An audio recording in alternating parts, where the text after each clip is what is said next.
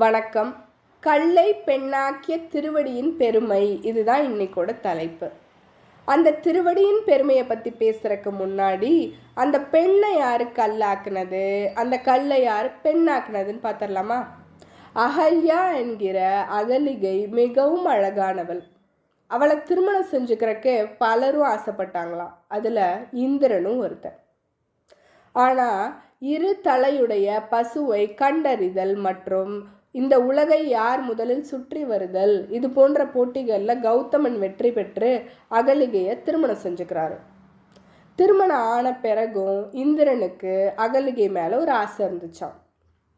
அதனால என்ன பண்ணானா, இந்திரன் ஒரு நாள் ஒரு சேவல் மாதிரி கூவி கௌதமனை வெளியே வர வச்சு கௌதமன் வேடத்திலேயே போய் அகலிகையை நெருங்கினாராம். பொழுது இன்னும் முழுசா விடியலை அப்படின்னு தெரிஞ்சதும் கௌதமன் திரும்பி வராரு.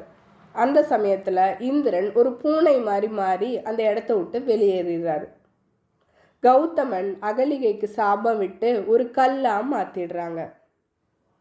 மாற்றிட்டு என்ன சொல்கிறாங்கன்னா, ராமரின் திருவடி துகள்கள் பட்டு நீ மீண்டும் பெண்ணாவாய் அப்படின்னு சொல்கிறாரு.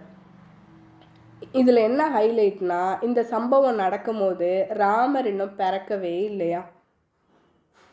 பல வருஷங்கள் கழித்து அந்த வழியாக ராமர் வரும்போது ராமரின் திருவடி துகள்கள் பட்டு அந்த கல் மீண்டும் அகலிகையாக மாறுறா.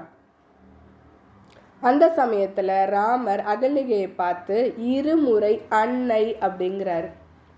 எதுக்காக இருமுறை அன்னை அப்படிங்கிறாரு? ஏன்னா ராமரின் தாயோ ராமரை 10 மாதம் தான் சுமந்தாள். ஆனால் இந்த அகலிகையோ ராமன் பிறக்கும் முன்பே தன் மனதில் சுமந்தவள் அப்படின்னு சொல்கிறாங்க. இது மாதிரி திருவடியின் பெருமையை பற்றி நம்ம பேசிக்கிட்டே போகலாம். அடுத்து விராதன் வதை படலத்தில் என்ன சொல்கிறாங்கன்னு பார்ப்போமா? இப்பிறவி கடல் கடந்தேன் இனி பிறவேன் இரு வினையும் துப்புரலும் நீர்த்த சுடர் திருவடியால் துடைத்தாய் நீ அப்படிங்கிறாங்க. இப்பிறவி கடல் கடந்தேன், இந்த பிறவியை நான் கடந்தேன். இனி பிறவேன், இனி நான் பிறக்க மாட்டேன். இருவினையும் நல்வினை தீவினை துப்புரலும் வழிகள் நீர்த்த தீர்த்த தீர்த்து வைத்த சுடர் திருவடியால், அந்த ஒளிமிக்க திருவடியால் துடைத்தாய் நீ அப்படிங்கிறாங்க. இந்த பாடல் எப்போ சொல்கிறாங்கன்னா, விராதன் சீதையை தூக்கிட்டு போகும்போது ராமர் விராதனை காலால் எட்டி உதச்சி ஒரு பள்ளத்தில் விழுந்துடுறார். அந்த சமயத்தில் விராதன் என்கிற அரக்கன் கந்தர்வனாக மாறுறாங்க. இது போல திருவடியின் பெருமையை பற்றி நம்ம பேசிக்கிட்டே போகலாம். அடுத்து திருவடி சூட்டு படலத்தில் என்ன நடக்குதுன்னு பார்க்கலாமா?